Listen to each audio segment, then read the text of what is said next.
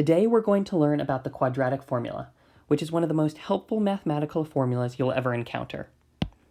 It's so fantastic, in fact, I have just decided to give it a little crown. The quadratic formula is built to help you identify the x-intercepts of a quadratic function given in standard form. But wait, you're saying, I already know how to do that. I know how to take a quadratic function in standard form, factor it into factored form, and then use factored form to be able to identify the x-intercepts. You're exactly right. And that may work for some quadratic functions, but it won't necessarily be easy for all of them. For example, you can quickly look at this first quadratic function and think about how it might be factored. But what about this one over here on the right? It's a bit more complicated, and it might take a bit more work in order to factor. The quadratic formula works no matter what. I'm going to show you two examples now.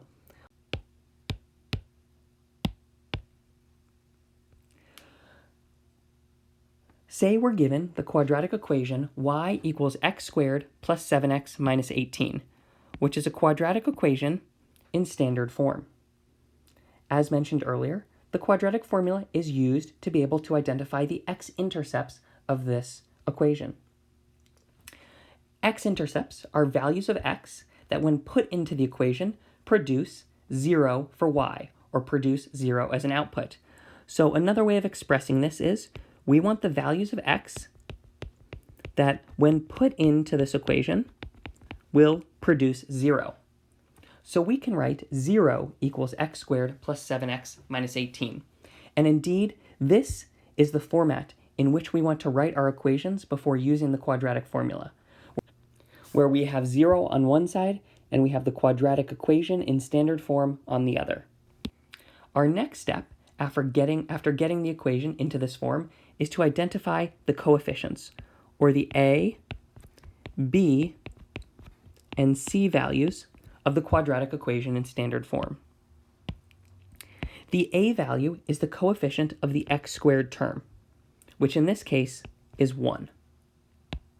The b value is the coefficient of the x term, in this case 7.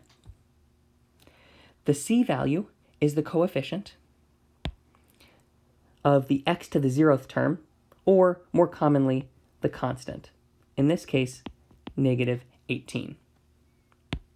And now we're ready to plug these numbers into the quadratic formula. Can I get a drum roll, please? Dun dun dun dun! Here is the quadratic formula. X equals negative b plus or minus the square root of b squared minus 4 times a times c, all divided by 2 times a. Once I plug these a, b, and c values into this formula, I can simplify it down such that I will have something where x equals the result. What x equals will be my x-intercept. You might be thinking to yourself, huh? Usually there are 2 x-intercepts, but I only see one equals sign here and one formula here. Well, that's because of this plus or minus part. There's actually 2 equations built into one. And as we get to the end of using the quadratic formula, we are going to break this into its 2 parts so that we're able to identify the 2 x-intercepts of this parabola. Here we go. X equals negative.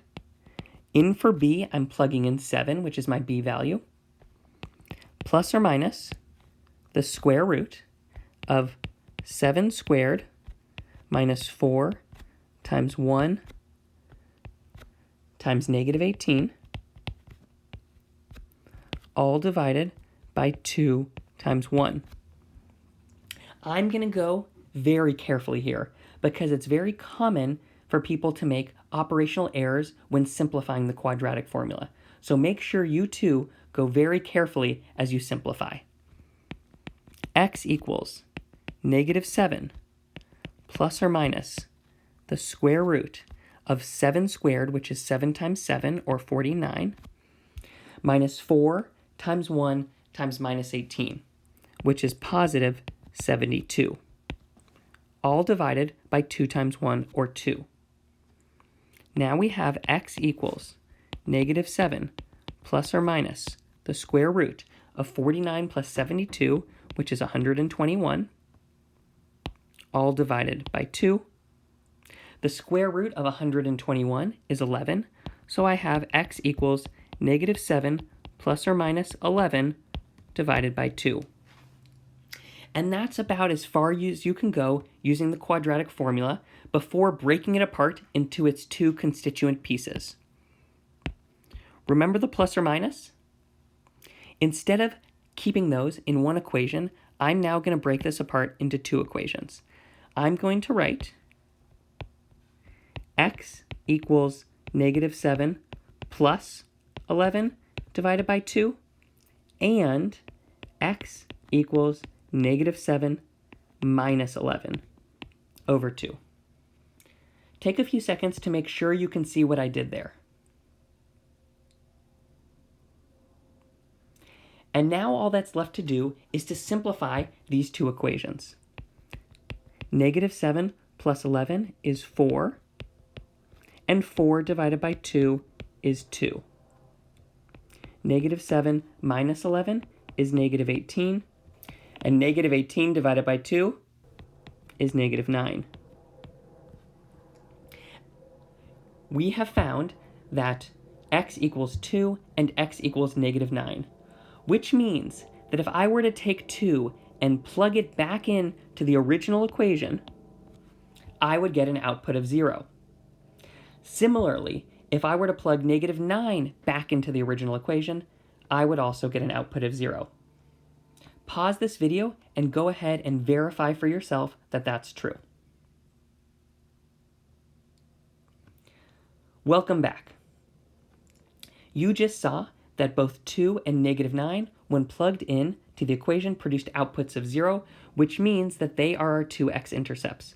Written another way, our x-intercepts are 2, 0 and negative 9, 0. I'm going to highlight both of those because now I want to show you that we could have factored this equation to find the x-intercepts, and we would have achieved the same result. So let's give ourselves a little more space.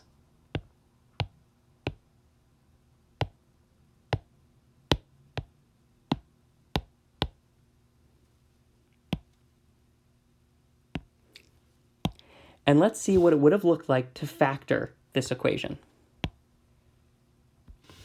We have y equals x squared plus 7x minus 18. We use the area model, and we're able to write x squared and negative 18. Start to fill out the outside of our area model with x and x, and now we need to find two numbers that multiply to negative 18 and add to 7. Those two numbers are 9 and negative 2, and so we can break up our middle term with plus 9x and minus 2x. That leaves us with a plus 9 and a minus 2 on the outside, and a factored form version of this quadratic equation as follows: y equals x plus 9 times x minus 2. From this factored form, we see that the x-intercepts are negative 9, 0, and 2, 0. Those x-intercepts perfectly match the ones we found using the quadratic formula. And of course, the quadratic formula doesn't need to be used every time you want to find the x-intercepts of a quadratic equation in standard form, but it can be used every time. And in some cases, it's going to be particularly helpful when it's particularly hard to factor. Let's look at one example like that right now. Consider the equation 2x squared minus 6x equals negative 4. This looks like a quadratic equation, but it's not in standard form. and so we're not yet ready to use the quadratic formula. First, let's make it in standard form and have it set equal to 0, which is the format we need in order to use the quadratic formula. To do that, we'll add 4 to both sides of the equation to get 2x squared minus 6x plus 4 equals 0. Now we have a quadratic equation in standard form that's equal to 0. If we were to solve this equation, meaning if we were to find the values of x that made this true, we'd be finding the values of x that when plugged in produced an output of 0. In other words, we'd be finding the x-intercepts. That's what we're going to do now using the quadratic formula. The process is always the same and always begins with identifying the a, b, and c values of the quadratic equation in standard form. In this case, a is 2, b is -6, and c is 4. Now we can plug them into the quadratic formula. Have you memorized it yet? I'm just kidding. It's only been a few minutes. But you will want to memorize it. And one of the easiest ways to memorize it is to sing it to the tune of Pop Goes the Weasel, which I'll demonstrate now. X equals -b plus or minus the square root of b squared minus 4ac all over 2a. Now we're ready to plug in our a, b, and c values. X equals -6 plus or minus the square root of -6 squared minus 4 times 2 times 4.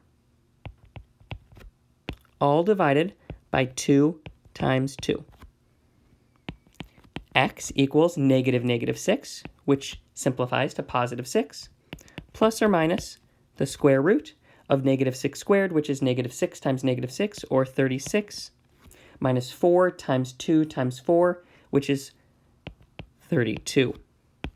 All divided by 4.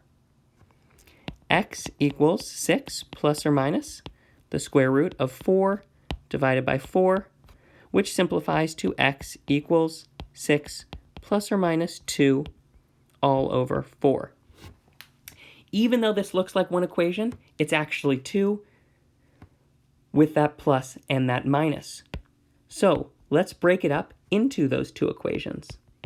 X equals 6 plus 2 over 4, and x equals 6 minus 2 over 4. Now we can simplify each. 6 plus 2 is 8. 8 divided by 4 is 2. And so we found one solution, or x-intercept, x equals 2. Over here we have 6 minus 2, which is 4. 4 divided by 4 is 1. So another solution, or x-intercept, is 1. We can write these as 2, 0, and 1, 0. There you have it. Yet another example of the power of the quadratic formula when it comes to finding the x-intercepts of a quadratic equation in standard form. Good luck as you use the quadratic formula in the days, weeks, months, and years to come.